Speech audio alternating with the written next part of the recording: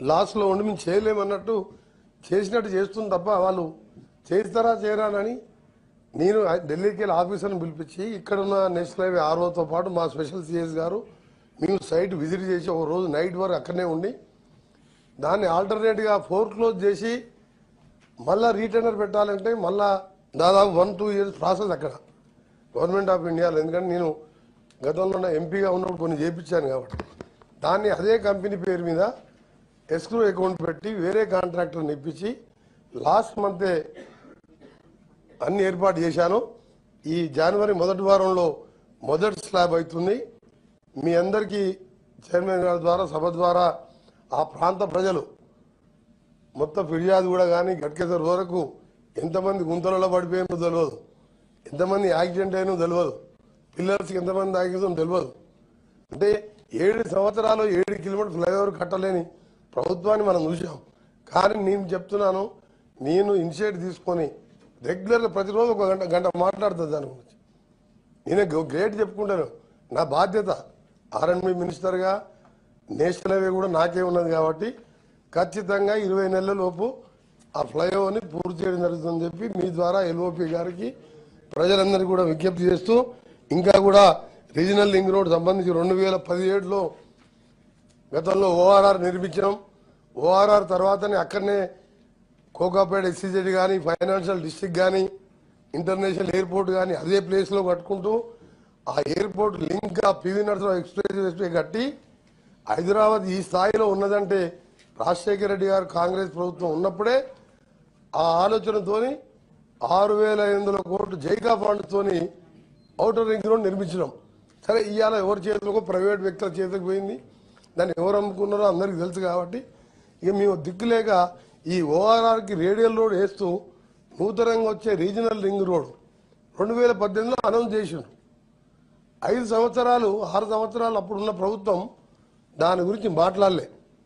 దాన్ని మొన్న 12th రోజు మీటింగ్లో గౌరవ ముఖ్యమంత్రి గారు నేను దగ్గర కూర్చొని అన్ని అప్రూవల్ తెచ్చుకున్నాం. నెక్స్ట్ క్యాబినెట్ మీటింగ్లో ఢిల్లీలో వాళ్ళు క్లియర్ చేసిన తర్వాత జనవరి ఫిబ్రవరిలో ల్యాండ్ ఎక్విజిషన్ పేమెంట్ చేసి అది కూడా రైతులకు ఇబ్బంది లేకుండా మంచి రేట్ ఇచ్చే విధంగా చేసి northern part Sangareddy to via Bhuvanagiri to Choutuppal వరకు సదరన్ పార్ట్ కూడా ల్యాండ్ ఎక్విజిషన్ అయిపోయింది, ల్యాండ్ మీన్స్ అలైన్మెంట్ అయిపోయింది. ఇదేమో ల్యాండ్ ఎక్విజిషన్ 94% సీజ్ చేసినాం.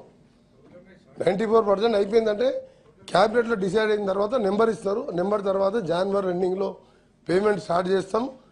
ఆ తర్వాత ఈ ఫేజ్ 2 చౌటుప్పల్ టు తంగడపల్లి మీదకి వెళ్ళి ఇక్కడ ఈ రోడ్డు కూడా ఫేజ్ 2లో చెకప్ చేస్తాం. ఇవన్నీ కూడా మీకు ఎందుకంటే మీరు 10 ఏళ్ళలో 7 కిలోమీటర్లు కంప్లీట్ చేయండి. 7 ఏళ్ళు అందుకే ముగిస్తాం.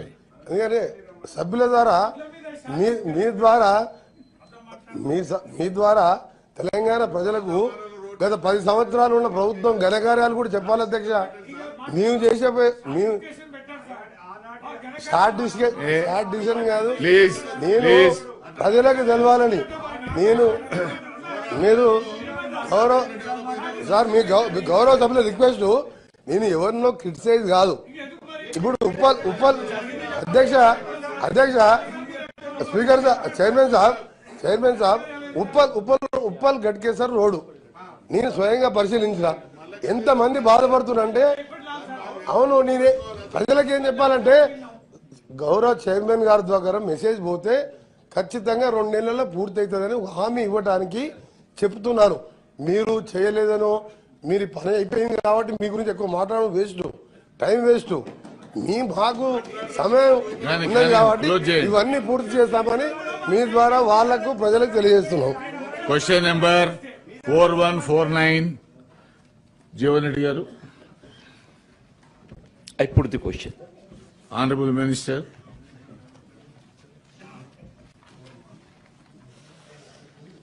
Chairman sir,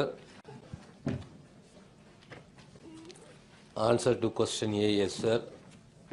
Answer to question B, yes sir. Answer to question C, yes sir. Answers to question D. IVF at Gandhi inaugurated on 15/10/2024, sir. IVF at Betla Burj inaugurated on 9/12/2024, sir. IVF